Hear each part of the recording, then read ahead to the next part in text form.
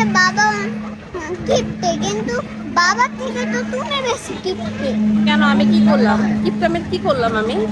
আমি ভাবলাম যে স্কুলে গিয়ে আমি ভাবলাম যে বাবা বাবা অনেক দেরি করে আসছে, মা মা তো অনেক তাড়াতাড়ি করে আসবে।